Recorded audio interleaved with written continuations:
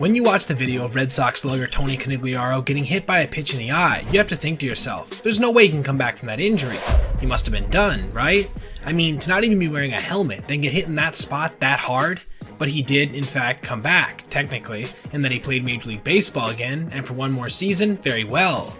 But did he recover? Not really. Sure, in 1970, 3 seasons after the beating, he hit 36 homers and drove in 116, but that didn't change the fact that he could only use the peripheral vision of his left eye.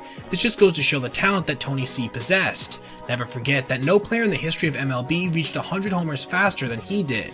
But after his glorious comeback season of 1970, he would only hit 6 more MLB bombs, a Hall of Fame career cut short by a freak injury. When Michael Pineda joined the Mariners starting rotation in 2011, he was the 3rd youngest player in MLB, and one of the biggest, towering at 6'7" and weighing in at 280 pounds. He was intimidating and fearsome on the mound, and as a rookie, he made the AL All-Star team. He looked much like a right-handed version of CC Sabathia, and funny enough, it was the Yankees that made a trade for him after his rookie campaign.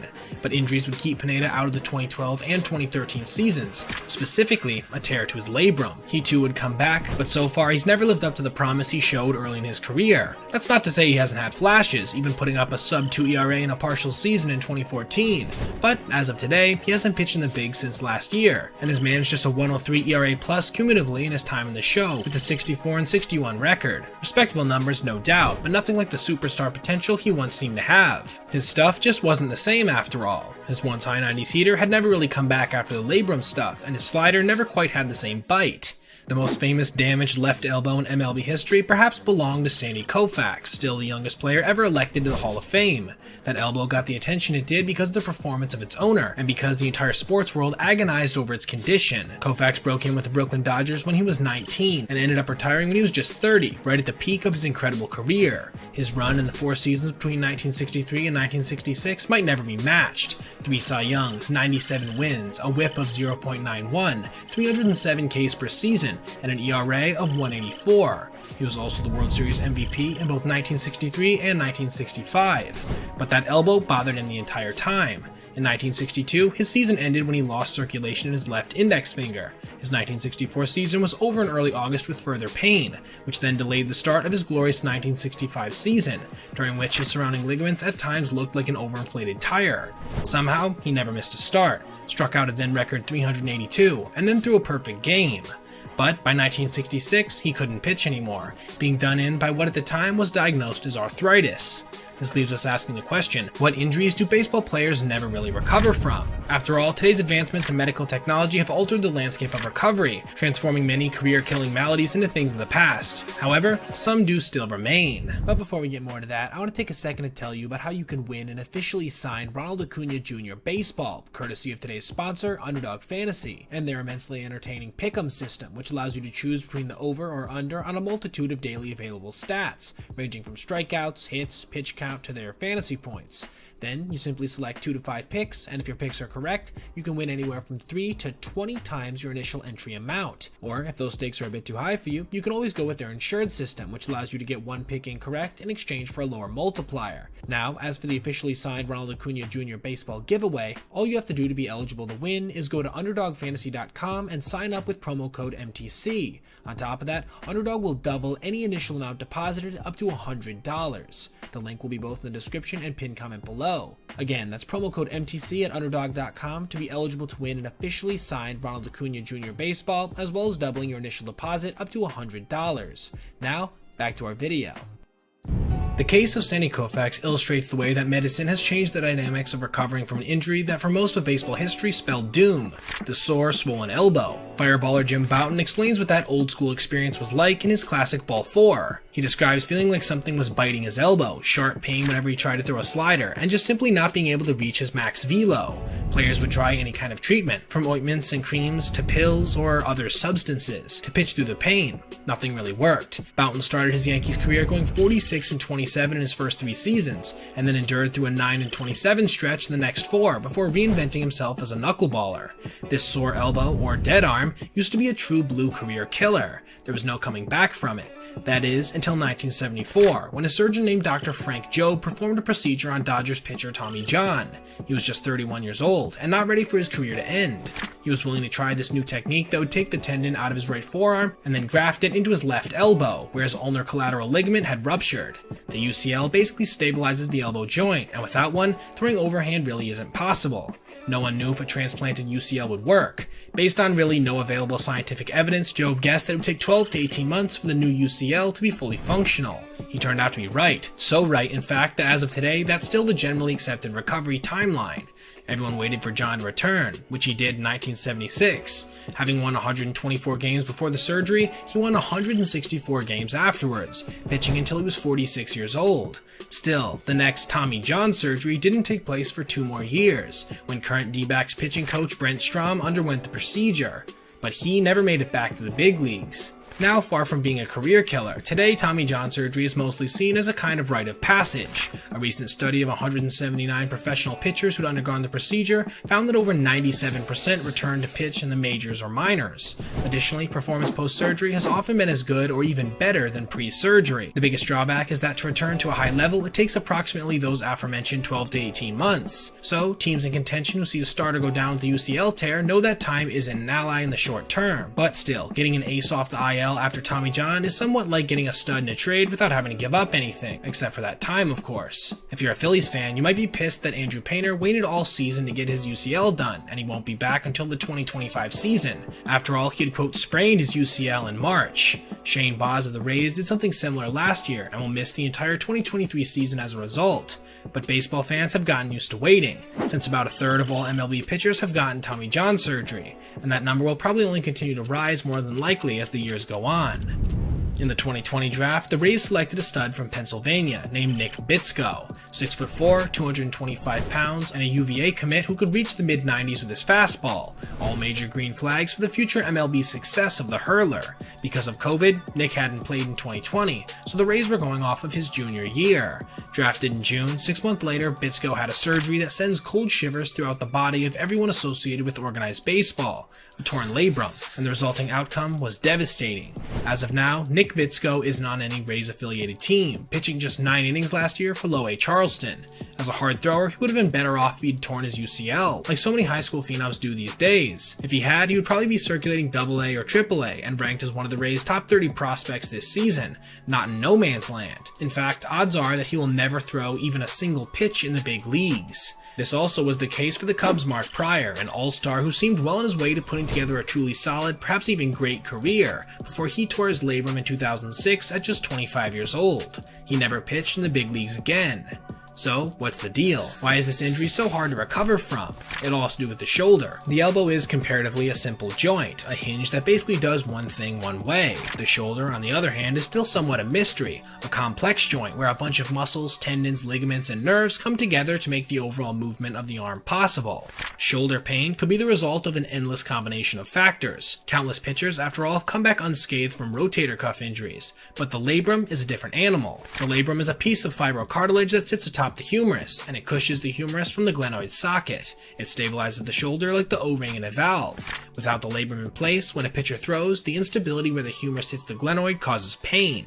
What some orthopedic surgeons are beginning to realize is that not all labrum tears need to be surgically repaired, and that the surgery for athletes sometimes makes the shoulder too tight. In any case, almost all labrum surgeries result in some motion loss. Some do make recoveries. Trevor Hoffman maintained his stuff post-surgery, going on to have a Hall of Fame career. However, the stories of Prior, Bitsko, and even a fellow contemporary of Hoffman, Rob Nen, who dominated between 1996 to 2002 for the Giants before having the operation only to never make another MLB appearance, seem more so the rule than the exception. About half of all major league players who've had labrum surgery don't make it back to the bigs at all. The labrum can't be stretched or strengthened through exercise, but physical therapy can help either avoid surgery or assist in recovery. This is one reason why so many teams have embarked on shoulder programs that involve resistance bands and esoteric stretches to work even the smallest muscles. But these preventative measures can only have so much of an effect. For UCL tears, it's simple. The harder you throw, the more likely you'll tear it. You could have perfect mechanics and still rip it to shreds. The labrum works in mysterious ways and can start giving a pitcher fits at any moment, and there's no reliable path back once it tears. In Game 2 of the 1951 World Series, 19-year-old phenom Mickey Mantle was in right field. In center was Joe DiMaggio, nearing the end of his career. At the plate was Willie Mays. Not many baseball stories start this way, but this actually happened. Because DiMaggio was near the end, he would retire after the series. Manager Casey Stengel told Mantle to cover as much ground as he could. When Mays sent a shot to right center, Mickey took off with full intent to catch the ball, but DiMaggio got there first and called off Mantle, though there still is some dispute about this. Mickey would claim that he tried to avoid running into the Yankee clipper and managed to step onto a drain cover in the process, which ended up catching his cleat. Down Mantle went. He'd watch the rest of the series in a hospital bed on a small black and white TV. The diagnosis? Sprained knee. No surgery required. Mantle battled knee issues for the rest of his career. Later, biographers determined that Mantle probably tore his ACL on that play, and that injury, despite the myriad of surgeries that Mantle ended up suffering through, was never truly addressed, sapping his once immense five-tool potential. He was a Hall of Famer regardless, mind you, but perhaps never got to enjoy the level of success he might have had if not for that drain cover. An ACL injury is a tear or sprain of the anterior cruciate ligament, one of the strong bands of tissue that help connect your femur to your tibia. ACL injuries most commonly occur during moments of sudden stopping or quick changes in direction, much like Mantle had experienced. Because of its job, it can profoundly affect a player's ability to accelerate at the same speed as before going forward.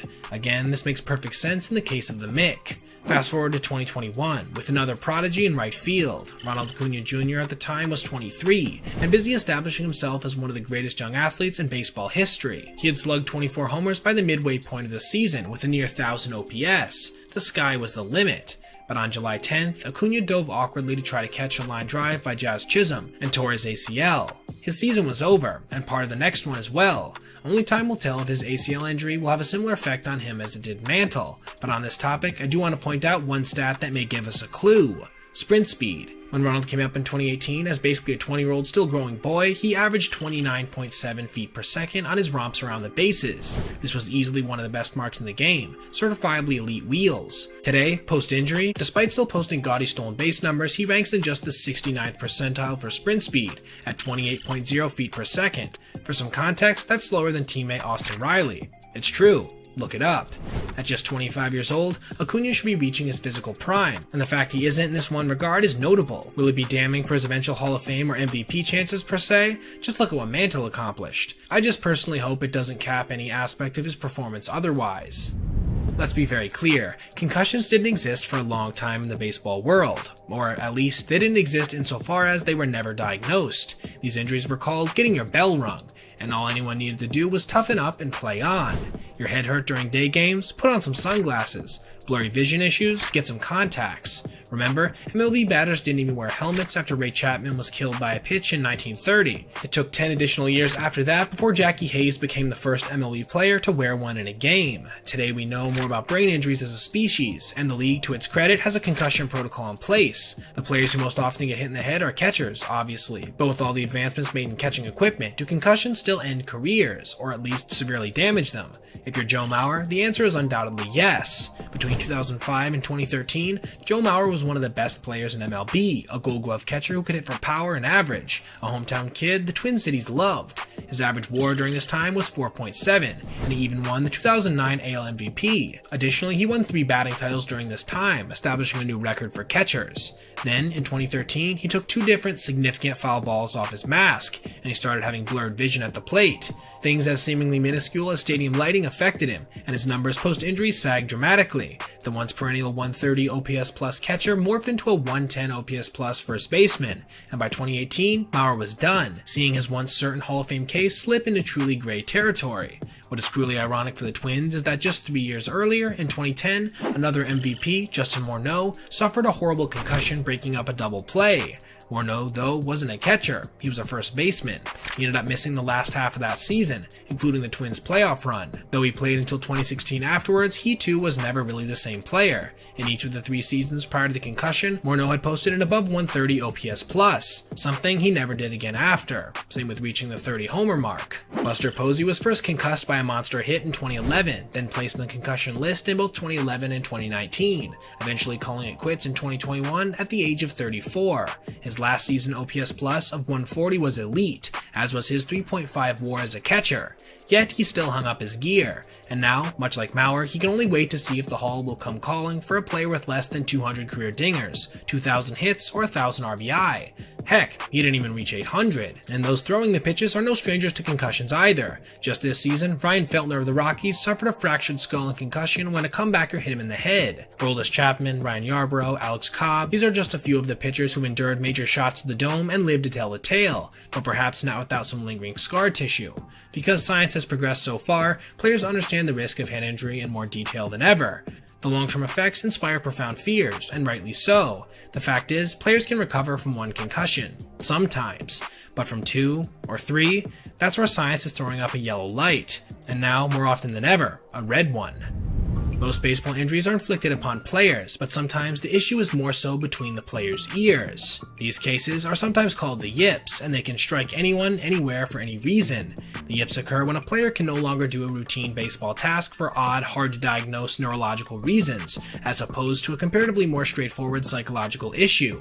The yips happen when your brain can no longer control your ability to execute even a basic sport-specific task. Throwing is by far the most common forms the yips take in baseball, ranging from second sackers like Steve Sachs and Chuck Knobloch, who couldn't make routine 30-foot tosses to first, to catchers like Mackie Sasser, who couldn't throw the ball back to the pitcher effectively, to pitchers like Rick Ankiel, who suddenly found himself unable to throw anything close to a strike after being touted as one of the best pitching prospects in baseball. In most cases, these players can perform these tasks in practice. Sachs would come out early to Dodger Stadium and put every throw right on the money, but in game, he'd spray the ball to El Segundo. That proved there was nothing physically wrong with him, and there didn't seem to be any kind of phobia or irrational behavior involved. It wasn't like Sachs was throwing the ball to the fans in the first row instead of first because that's where he thought the bag was after all. The issue was neurological. Somehow the nervous system that had developed elite muscle memory no longer functioned like it should. John Lester had no trouble picking anyone off in the minors, and he could field his position alright too. Why he couldn't do so after 2011 is still a mystery. His brain knew what to do, but he couldn't send the right signals to his arm. The cure, if there is one, seems to center on visualization techniques so your brain and body together can experience you making that play properly over and over. Repeated enough times, the nervous system can recalibrate and forge new neural pathways. This approach has been helpful to Daniel Bard, for example, a current Yips survivor who made his way back to the major leagues in 2020 after 7 years of absence from an MLB bullpen. Sasser never really got over his yips and had to retire. Neither did Lester, though he still became one of the most celebrated pitchers of his era. Sachs's yips went away. Knobloch changed positions before fizzling out completely with the bat, and Rick Ankiel went from the mound to the outfield, registering countless majestic throws to the bases afterwards. This is in itself a pretty good summation of the condition. It somehow became easier for Ankiel to throw a strike from 300 feet away than from 60, and to this day, no one really knows why. Are there some injuries baseball players don't recover from? No question, but when looking at the issue from 1,000 miles away with some distance, it's amazing to see how much safer the sport has gotten and how far sports medicine has come. Yet there still are dangers. Some elements of baseball probably will never change. Data has shown over and over that pitchers are throwing harder than ever, increasing risk for arm injuries like the torn labrum. Catchers are having to wrangle this heat, leading to them taking more hellacious foul tips off their masks than ever before, as well as other body parts. If more and more Buster Poseys and Joe Mauers continue to serve as examples, careers of MLB catchers might someday become more like NFL running backs, 3 years on average. Cleats will continue to still catch, with ACLs becoming casualties as a result. Until the human brain is better understood, the yips will surely stick around to some degree as well. But let's be honest, danger is part of the reason we all love professional sports. If the games were easy, we'd all play them. And if they involve no risk, we begin to take for granted just how much it costs for an athlete to give 110% every day. There's some beauty in that, I think, even if it sure does make for some profound ugliness sometimes. Now, thank you for watching. Subscribe and leave a like if you enjoyed, and click this playlist for more essay content just like this. Now, have a great day.